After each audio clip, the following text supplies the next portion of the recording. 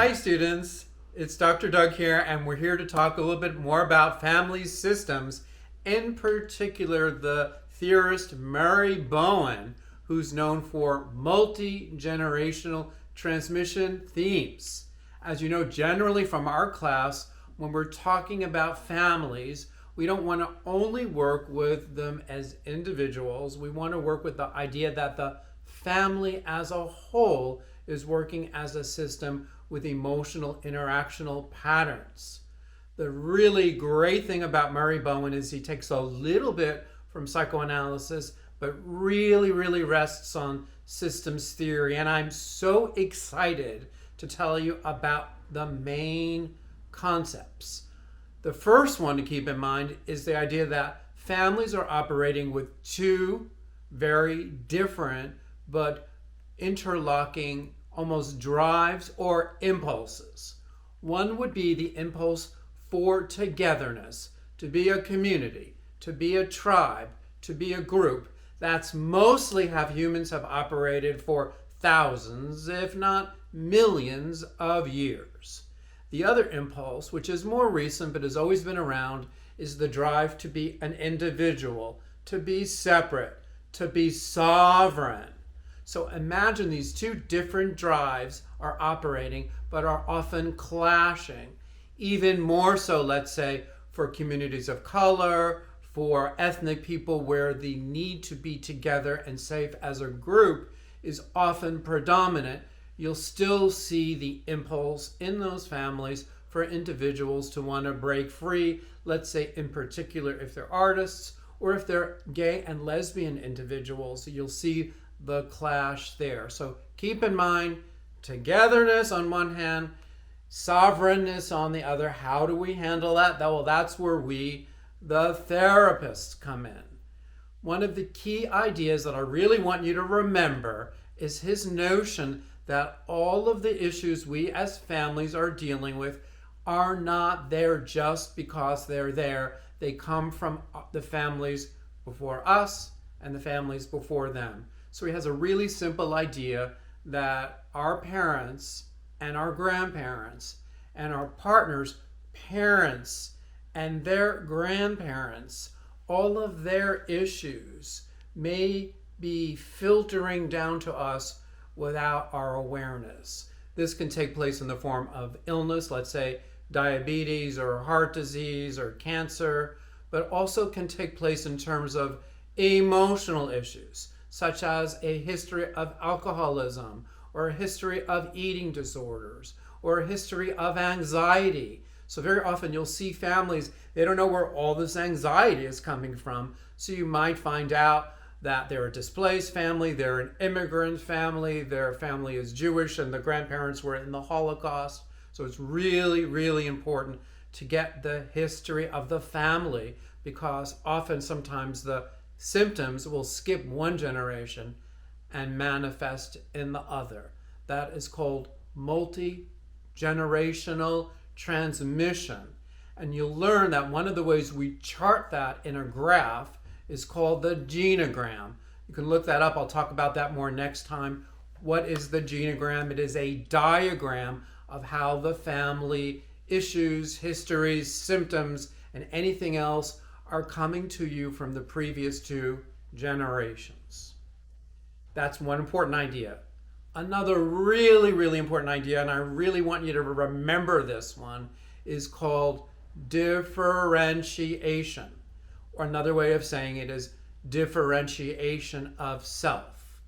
This means that we as people in a family, but also as therapists, have the will and the agency to differentiate from our family of origin if we need to and we want to, and we often have to, because as you remember from other classes, most families resist change. The resistance to change is called homeostasis.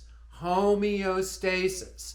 That's the resistance to change. Families don't really mean to do that because they want to feel safe, but the more safety there is, the less risk, the less change. We can't have growth without some pain, without some change. So that's where the homeostasis comes in.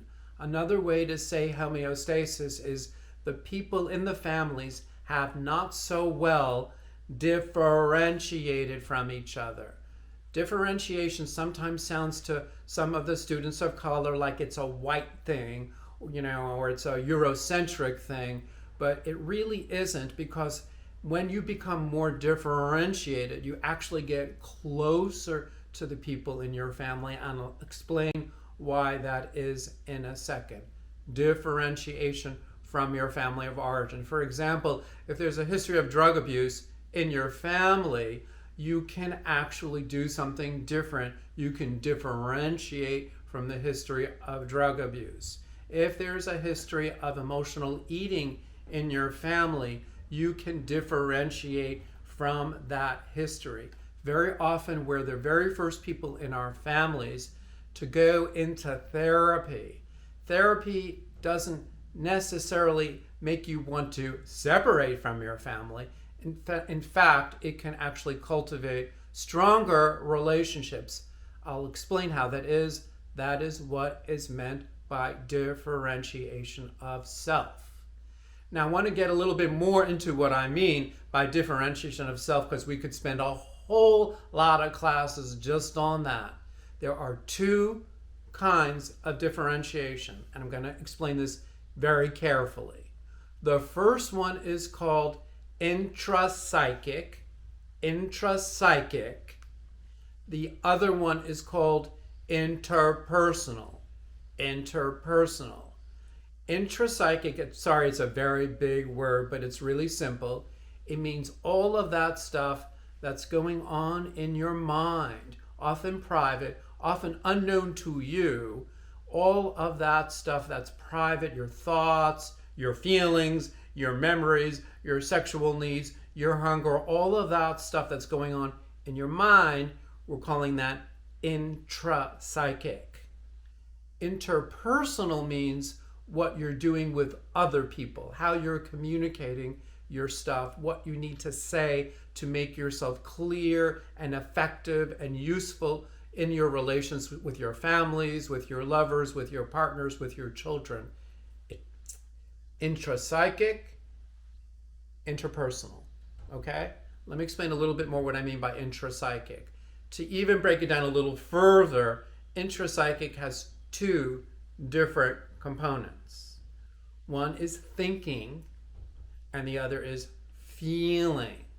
Believe it or not, those are two separate functions that are very poorly differentiated in most people, especially when they come to therapy.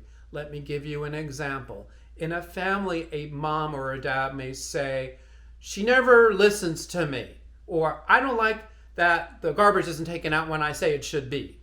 You can see the thought is the statement, "I don't like how she's treating me." That's a thought. But the feeling is very much hidden. The feeling might be hurt or anger. It's possible in all of us human beings at this stage of evolution, believe it or not. This is why we become therapists, and this is why I want to talk to all of you people out there in the public to help you understand this stuff.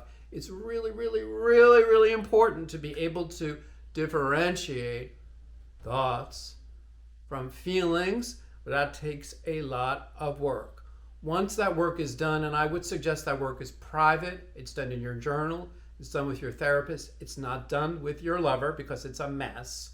Once you've differentiated that, then in a very differentiated way, you can tell the person, interpersonal differentiation, how it is you might be feeling, but you don't say to the person, "You never text me when you're supposed to." You say, "You know what, I'm feeling a certain way about the fact that we don't text very often. I want to share it with you. If that's cool, if this is a good time. If it's not, we can talk about it later." More differentiated, less explosive, less attacking, less of a tendency to spoil the connection. Let me get a little bit more into intrapsychic differentiation, because in my opinion, this is what we need the most and where you're going to do the bulk of your work as therapists. So here's the problem. Because of how we've been cultivated and civilized, for some reason, maybe due to the patriarchy, maybe due to white supremacy, maybe due to homophobia, who knows what, but all of that probably, most people haven't been taught to do the basic work about what it means to feel a feeling. And there's just a few of them: hurt, anger, sadness, loneliness, joy. It's just a few basic colors, infinite variations, but just a few basic colors. But you have to be able to breathe and get grounded and maybe get some help from your therapist. That's what they're there for, to be able to know, you know what? It wasn't that big a deal, but I think I'm really feeling something. I think I'm really feeling, fill in the dots, anger. And when you feel anger, believe it or not, that's like that's not anger. That's called vomiting. Or it's not like, I want to talk to you. That's not anger. That's maybe a little more like diarrhea. Anger is a rational feeling that you can use for the sake of your own empowerment and agency. And it's so important to retrieve anger from the dustbins of Judeo-Christian repression. You must never be angry. Or also from emotional explosivity, because that's not anger either, that's vomiting. To be able to feel your anger in your heart and breathe is a human art form. Same with all the other feelings. So what we mean by intrapsychic differentiation is you as an individual get a few seconds or a few private moments to sit there without talking to nobody and check in with yourself. Check in with yourself. What is it that you're feeling? One of the key components of Bowenian family therapy is journaling. Journaling, if you can do it, is so important because it gives you a little space between the person who's bothering you and triggering you and punching your buttons, and to be able to sit down with your own self on that pretty little ASS and sit down and get out your notebook and talk to yourself about, I'm feeling a certain way. I don't know what it is I'm feeling, but I have a feeling it's not a good feeling, but I can get a handle on it. So intrapsychic differentiation, really important. Very simple sort of metaphor. You all have heard about it, the iceberg metaphor. The iceberg metaphor is we're usually at the tip of the iceberg about how we're feeling, which is just the tip. But if we're the Titanic, we want to be careful because there's a huge big iceberg underneath that we're going to slam right into. And those are the different feelings: hurt, anger, sadness, joy. Take some work to figure out how to get below the tip of the iceberg to the real good stuff underneath. We can talk about it some more, and I'm going to spend a lot more time in class talking about it and a lot more on YouTube talking about how to feel the feelings privately and then communicate them to another person. That is the art of differentiation. A little bit more about differentiation. We tend to attract like-minded people who are similarly differentiated or poorly differentiated as us, which can be good because it means we can jive together, but it can also be bad because the other person, when they're angry or upset, doesn't know how to take a step back and communicate in a really nice way what they might be feeling. So that's where a lot of arguments can happen. That's where we as a therapist come in, is to help them become more differentiated. So I'm going to continue. I'm going to go on a little bit more to some of the other concepts. When families get together, because of the history of families being mostly groups and not individuals, because the individual isn't cleaning out and processing their feelings, what often happens is instead there's anxiety.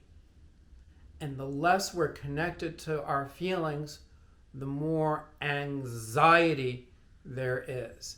The more anxiety there is in a family, the more it needs to go somewhere. Where does that anxiety go? Well, it may not go in every family member. It may go into a family member who's more vulnerable, younger, and more susceptible. And that person will become the elected member to hold the anxiety for the whole family. It actually may mean that the sick person isn't the problem. The problem is the larger family's dynamic and interpersonal dysfunctionality where they're not differentiating with each other. So all that anxiety coalesces and it goes bam. We call that the identified patient.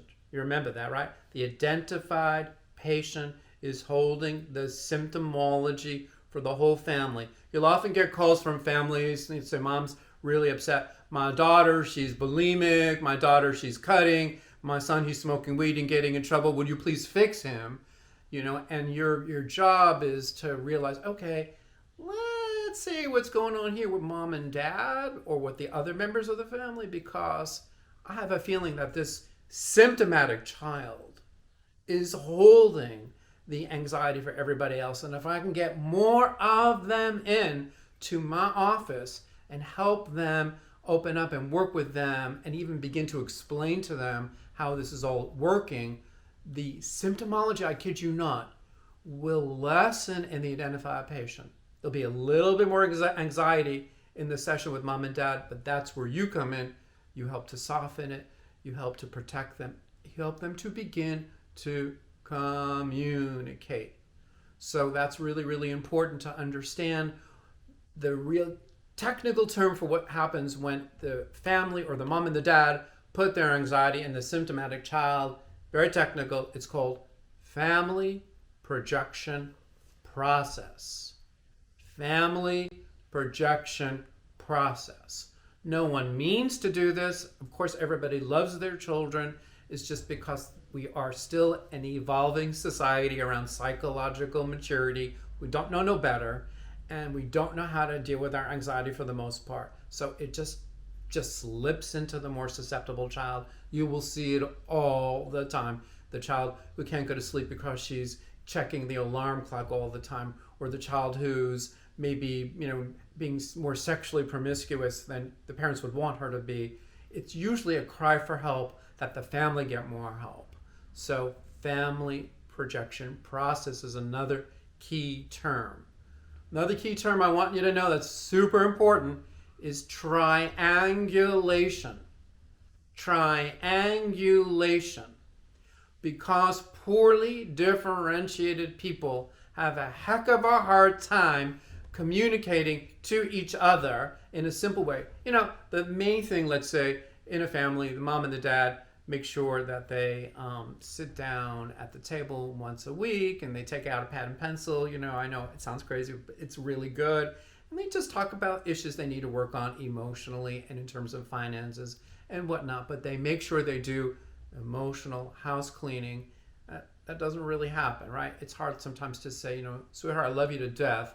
But when you're late like that, it makes me just feel so disappointed and so abandoned. And that's why I'm in a bad mood and I don't want to be in no bad mood. Can we talk about the time situation and come up with a compromise? That would really work. But sometimes one member of the family is emotionally explosive. They get defensive. They shut down. They don't want to. Sometimes it's just really hard to talk in a rational way to your partner. We got to work on that, everybody. So important to be less defensive and more open. Please, we have to as a human society, but we need to get there. That's where the therapy comes in, because if we could do it, we would. The reason we can't do it is probably due to trauma. We can't help it. We shut down. We don't know why. We don't know how to feel our feelings. Okay, I'm digressing a little bit, but let's get to the issue of triangles. If I can't talk to you and you can't talk to me, but we know we got an issue, what are we going to do? We're going to bring in another person, okay? We're going to talk SHIT about you, because I can't do it to you, to the other person. That's called a triangle. We all know about it, right? Very often, my mom, lovely lady, great, she's still alive, she's going to be 92 in August. If she had an issue with my brother, would she talk to my brother? No. If she had an issue with my father, would she talk to my father? No. Who would she talk to about my brother and about my father? Me, right? So I would hear her issues with my father completely inappropriate. And I, as a 17-year-old secret gay kid, but we're not talking about that right now, I would give her therapy about how to talk to him. That's called a triangle. It is actually really the worst thing we could do to other people, because we triangle them in, but we can't help it because we're trying to get an answer. You'll see that a lot. Sometimes there's overlapping triangles. One interesting triangle I want you to keep in mind is drinking can be a triangle. Workaholism can be a triangle. You can triangle with your work rather than with your significant other. And the hugest big triangle of all is the affair. But we are going to spend a whole extra time on YouTube class lecture dealing with the affair because that deserves as much time as possible to understand it as the family's inability to talk to one another. So they bring in the third party. There's an explosion. The explosion is the way for all of the stuff hiding under the carpet to come out so we can deal with it. Ideally in therapy, not break up, but I deal with it. But that's another chapter. We'll get to it. So very often you'll see when you're working with the families that there's these triangles. And you'll see it right in the session. You're talking to mom about how she's feeling about her, let's say her wife. And instead of saying to her wife, sometimes when you do X, Y, and Z, it makes me feel some type of way, she'll turn to the child. You'll see it right there. So the really good thing is to help them gently de-triangle, because that's creating emotional pain because people can't talk to each other. The thing you really, really want to accomplish from a Bowenian perspective is called having a person-to-person relationship. A person-to-person relationship. It's hard to do, but it sounds easier than it is, but that is the cure, of course, for all of our problems. I just got a phone call from a client who's getting married to his girlfriend in a week or so, and they had a huge blow up. And he said, doctor, I need to get you on the phone right away because we're getting married in 2 weeks. We had a huge blow up. I couldn't talk to that person right then because I had all these other things to do. And I said, I'll get to you tomorrow. But in the interim, he said, you know what we did? We sat down. We talked. I just talked. No interruption. I taught them how to do that. She wrote down some notes. I breathed. Then she talked. I didn't interrupt. No interrupt, please. Even if you disagree. That's differentiation, by the way. And then he listened to her and she wrote it down. Then they didn't need to dispute because a lot of it just needed to get aired out. And a lot of it was nonsense, but it needed to get aired out. I think the worst thing we do sometimes is because of our poor differentiation, which is another way of saying emotionality. We interrupt each other so we don't actually hear each other. So really the good way of nurturing your relationship is to notice if you're emotionally reactive. Get some help, self-soothing. I know I'm angry. I'm not going to interrupt her. She's trying to make a point. I don't need to quibble with everything he or she is saying. Just hear them out. And that's going to be really, really wonderful to do. And that's going to stop the triangling. The triangling will become person-to-person relating. Another really important concept I want to clarify is emotional fusion. Fusion. That is probably one of the great contributions Bowen makes to our understanding of human relations and families.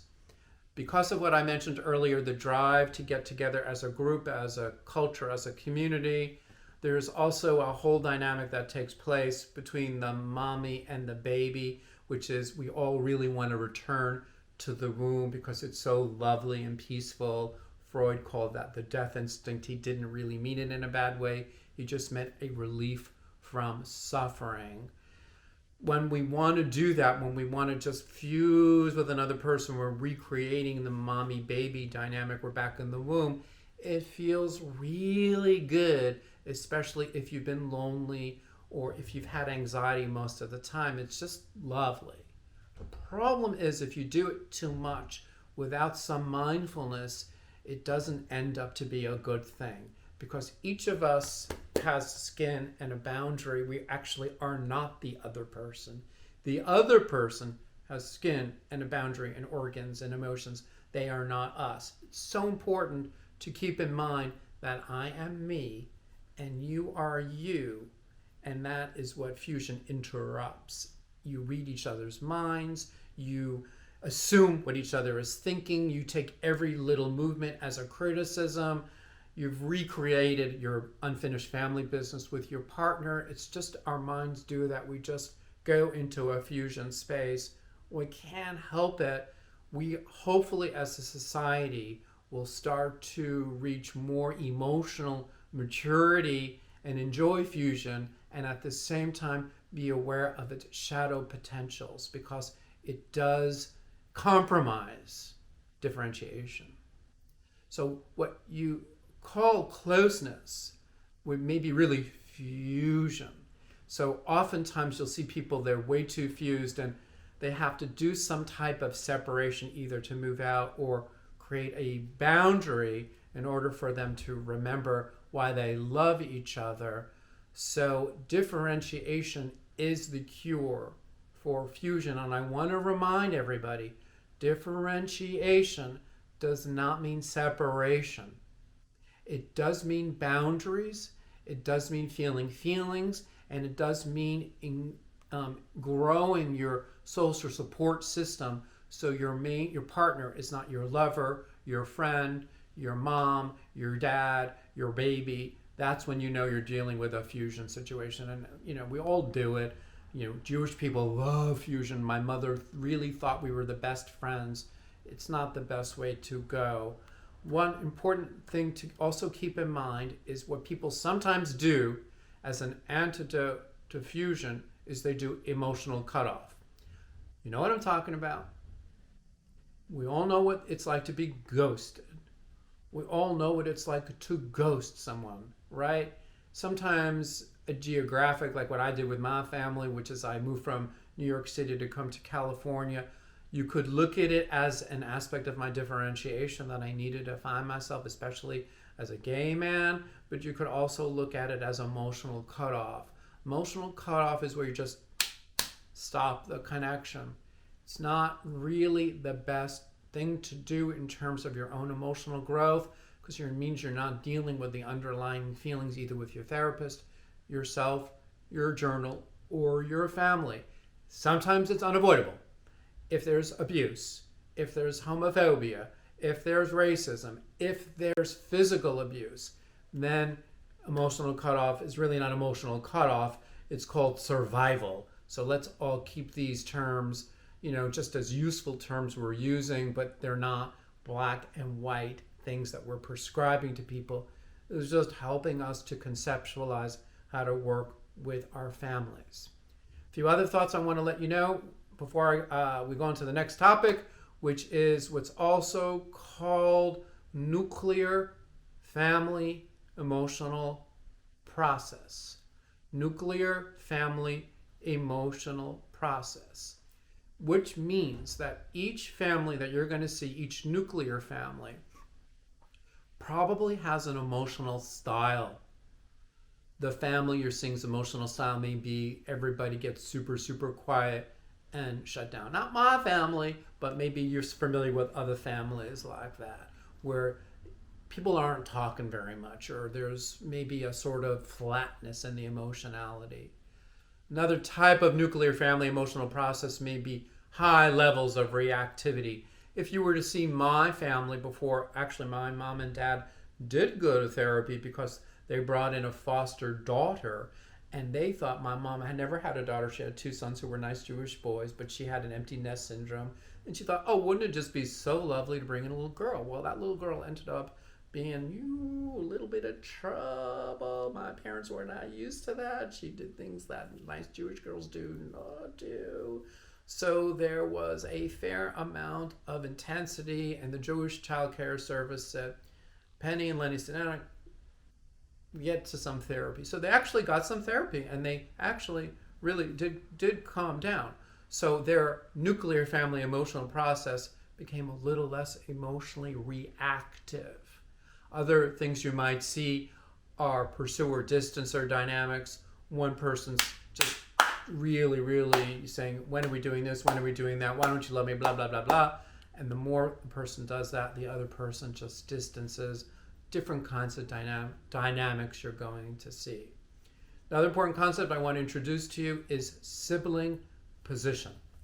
So you may know as the eldest, I'm the eldest, or the youngest, or the middle child, that there's psychological conditions usually associated with sibling position. If you're doing a history with your family, or you yourself are in therapy, or you're wondering why your parents treat one child a little differently than the other. It may not be just because that person is more athletic, although often that is the case, or one person is more intelligent, that often is the case. Hopefully everybody gets treated equally and fairly, but it doesn't happen all that often. But it may also be the sibling position. You know, I'm the eldest, so I have to save everybody. I have to rescue everybody. I hope I don't do that as the therapist. I hope I keep that impulse to myself, but it just comes with the eldest Jewish son territory. Even though I'm only 2 years older than my brother, I became, unfortunately, his father. We are working that out still right now as older gentlemen. We're still processing that. I love him. He's one of my favorite people in the world. Love him dearly. But middle children, well, maybe are more the mediators. Often you might see them as diplomats. Youngest ones, well, we kind of know a little bit what that looks like sometimes. So keep that in mind when you're assessing your family. It can also help empower people to understand that situation. I also want to talk to you major one, because it's really important. We all know that if we're just dealing with the family in isolation, and we're not dealing with racism, we have an African American family, we're not dealing with racism and the impact of racism on that family, or the impact of poverty on that family, or we're dealing, let's say, with a mixed race family, or we're dealing with a family that might be LGBTQ. Maybe one member of the family is a lesbian, the other one was a lesbian, but is going through a transition to become a different gender, which happens more and more. It's not right to just look at the family and its problems and its anxiety and all that stuff in isolation without looking at the larger society. And oftentimes, a lot of our psychological suffering isn't even caused by our family so much, but it's caused by the man, it's caused by the system outside of us. How we deal with that as a family, of course, is important, but a lot of it is oppression. So it's very important not to work with the families in political, societal isolation. That is called societal regression. So as a society progresses, we're going to see changes. Obviously, people in Eastern Europe are going through all kinds of family crises. That is not their fault. That is the fault of oppressive forces.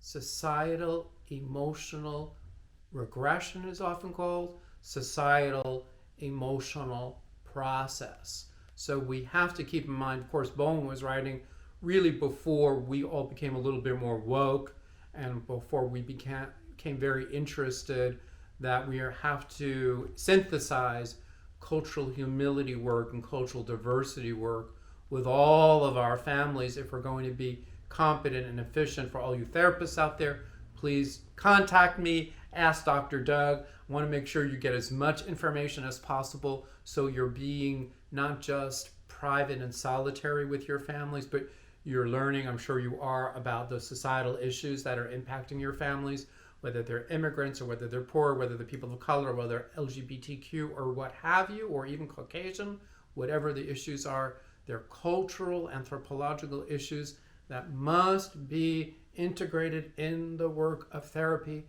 And if you're not in therapy, in your own self-study. It's very important if you're an individual and you're suffering from depression or whatnot, or anxiety, that you also take account to the fact that some of that may be caused as much by your own internal issues as it is by the impact of you being in a society that doesn't respect who you are. Okay, so it's really, really important. We have to be political and socially conscious as therapists. We cannot separate therapy from being engaged in the social world and being involved and being aware of racism, sexism, and homophobia. It doesn't work anymore.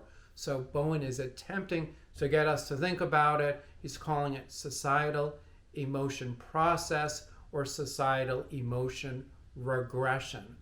So I think those are the main concepts I wanted to introduce to you today. Most important, differentiation, intrapsychic, interpersonal, feeling your feelings, and most important, the conflict in each of us between wanting to be in a group and wanting to be sovereign. How do we work that out? That's where the family therapist is going to be most helpful. That's where the training comes in. I hope all of you people get some out of this, can learn a little bit about how to just take care of yourself and of your family members. And one last thing about all of this too, because we can't leave out spirituality. He does allude to it, but not enough. And there's so many different ways to understand spirituality. A lot of therapists are a little nervous about spirituality because they don't want to impose that on their clients, and also because of the problem of religion as both a beautiful thing, but also as something that can also lead to us versus them types of dynamics. So we're all a little walking around eggshells around spirituality and religion. But I think each of us as therapists and as student therapists and as clients need to be able to talk about spirituality. Spirituality is something that can also just be super, super simple to understand. It doesn't have to be about God or religion. It can just be an increase in consciousness. Where you were yesterday with your family in terms of how you deal with your feelings, and where you are today may have advanced just a little bit. And if we can really understand spirituality, most of all as the gift of human consciousness, not to be taken for granted, only here for a little bit of time, probably a gift from powers much greater than ourselves, not to be so proud that we think we understand ourselves so fully and we know what's up. It really just means a certain type of humility, and to grow in our consciousness and to elevate, and to do that for our own sake, for the sake of our family members, and even for society as a whole. So that summarizes my lecture on Murray Bowen. I hope you got something out of it. Don't forget to ask me questions. I'm here for you. Ask Dr. Doug. We'll continue more next week.